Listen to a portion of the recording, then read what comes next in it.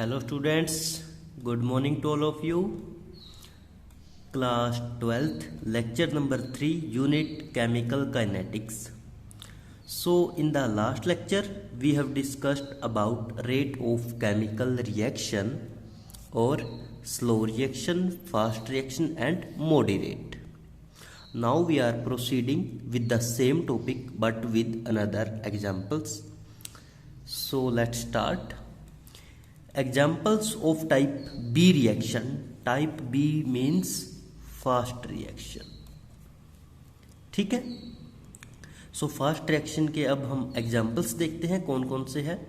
Combustion of LPG gas in kitchen, कि जो kitchen में हम एलपीजी गैस यूज करते हैं, that is very fast reaction, क्योंकि वो इतना टाइम नहीं लेती है होने में. ठीक है. Reaction of acid HCl with base NaOH occurs in second to produce a salt NaCl and water. क्या कहता है यहाँ पे कि जो रिएक्शन होगी हाइड्रोक्लोरिक एसिड की किसके साथ, बेस के साथ. बेस कौन सा लेंगे, सोडियम हाइड्रोक्साइड.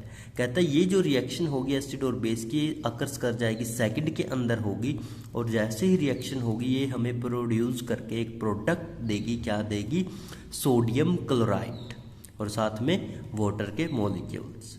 आइए देखते हैं रिएक्शन.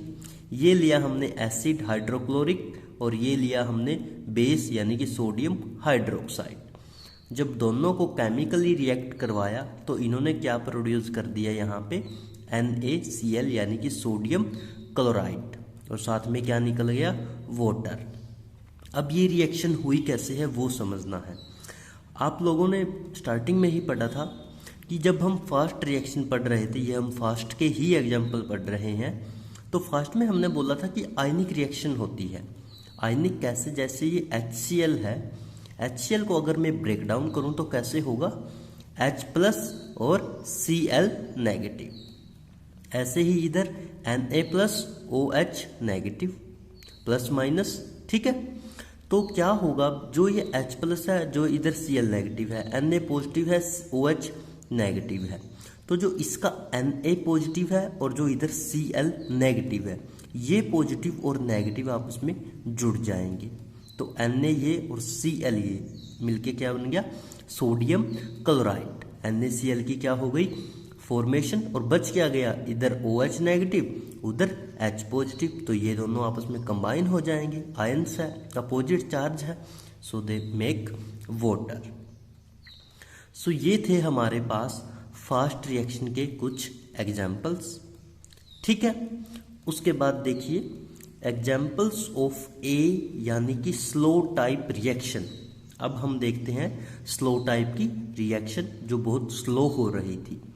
देखिए, fermentation of sugar into alcohol, कि जो फर्मेंटेशन की प्रोसेस होती है, ऐसा नहीं है कि हमने वो चीज़ें डाल ली और फर्मेंटेशन हो गई, नहीं, वो टाइम लेती है.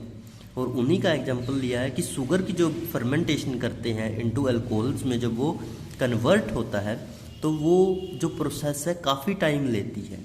That's why it include in the slow type reaction. ठीक है.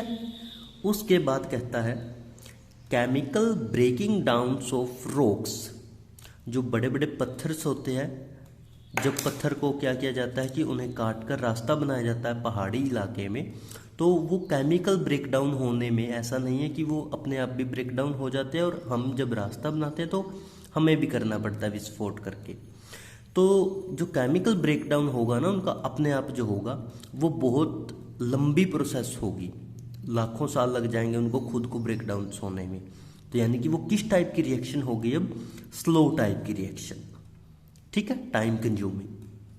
नेक्स्ट देखिए, photosynthesis process in plants and coal formation.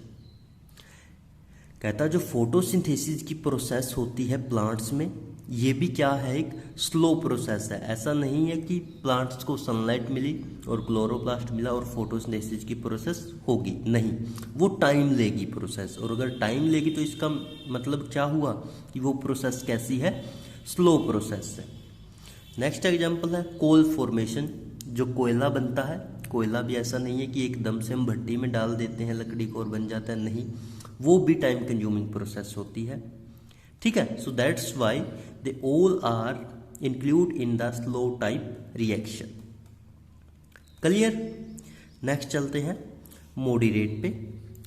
Examples of moderate type reaction. अब एग्जाम्पल्स किसके देखने हमने? सी टाइप के, यानी कि मॉडरेट के, जो बिल्कुल स्लो चल रही थी, यानी कि जो ना स्लो थी ना बिल्कुल फास्ट थी, बीच में थी एक टाइप से। ठीक है, मॉडरेट यानी कि मध्यम स्पीड से। सो डीकम्पोजिशन ऑफ हाइड्रोजन पेरोक्साइड। जो हाइड्रोजन पेरोक्साइड होता है, यानी कि क्या होता है hydrogen peroxide? H2O2। H2O2 is the hydrogen peroxide. जब हम उसकी डीकम्पोजिशन करते हैं, डीकम्पोजिशन का मतलब उसको तोड़ना एक हिसाब से। ठीक है, सो जब उसकी डीकम्पोजिशन होगी तो कहता क्या होगा, ये प्रोसेस एक मॉडरेट प्रोसेस के अंदर आती है। यानी कि ना तो ये ऐसा है कि जैसे ही इसकी डीकम्पोजिशन स्टार्ट हुई तभी होगी, ना ही ये ऐसा है कि ये होने में 2 साल ले रही है, तो यानी कि बीच का टाइम ले रही है। So that's Y include in the moderate type of reaction. देखिए, हमने लिए 2 मॉलिक्यूल्स ऑफ H2O2 यानी कि हाइड्रोजन पेरोक्साइड। जब इसको ब्रेक डाउन किया, डिकम्पोज किया, तो ये कन्वर्ट हो गया किसमें? 2H2O में, और साथ में क्या निकल गया? O2। ठीक है, रिएक्शन बैलेंस है, बेसिक से चेक कर लीजिए। टोटल 2 और 2 4H और 2 और 2 4O, 2 और 2 4H, 2O ये 2O ये 4O। ठीक है, ये हो गए हमारे पास तीनों टाइप की रिएक्शन के एग्जाम्पल।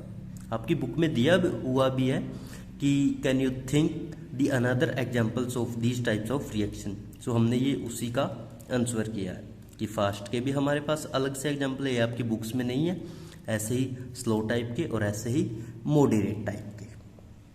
क्लियर? आगे देखिए, digestion of food takes place in few minute to few hour. जो हम खाना खाते हैं वो ऐसा नहीं है कि एकदम से हमारे पेट में जाते ही पच जाता है, ठीक है, डाइजेस्ट हो जाता है, ऐसा नहीं होता। सो वो प्रोसेस होती है जो मॉडरेट होती है, ना तो वो 1 सेकंड में होती और ना ही वो कई दिनों में होती, वो कुछ मिनट से लेके कुछ घंटों तक प्रोसेस चलती है। और उसी टाइप की रिएक्शन को हम क्या बोल देते हैं? मॉडरेट टाइप की रिएक्शन। क्लियर? यहां तक कोई डाउट किसी स्टूडेंट्स को तो साथ साथ जरूर बताएं बच्चे। चलिए आगे देखते हैं। आगे कहता है, as in the automobile speed is expressed in terms of change in position और distance covered in a period of time. कहता है जैसा हम ऑटोमोबाइल के अंदर स्पीड को मेजर करते हैं, तो कहता कैसे मेजर करेंगे कि उसकी पोजीशन के अंदर कितना चेंज आया है, कि वो पहले कहाँ था और अब कहाँ पे है, या फिर कहता उसने एक टाइम में कितनी डिस्टेंस कवर करी है, जब वो चलना स्टार्ट हुआ था और जब वो रुका उस टाइमिंग के अंदर उसने कितनी डिस्टेंस कवर करी है। तो कहता ऐसे हम क्या मेजर करते हैं? ऑटोमोबाइल की स्पीड। सिमिलरली कहता स्पीड या फिर rate of a reaction defined as. तो कहता इसी तरह से जैसे हमने अब ऑटोमोबाइल के अंदर स्पीड को मेजर किया है, इसी तरह से अब हम रिएक्शन की स्पीड या रिएक्शन का रेट को भी मेजर कर सकते हैं। देखिए कैसे।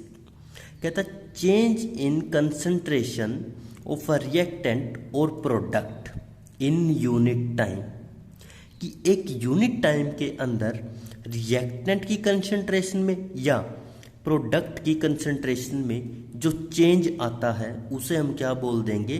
स्पीड या फिर rate of a reaction. Clear? या फिर कहता और कैसे कह सकते हैं कि the rate of decrease in concentration of any one of the reactant और rate of increase in concentration of any one of product, कि या तो कहता रिएक्टेंट की कंसंट्रेशन के अंदर क्या हो जाए?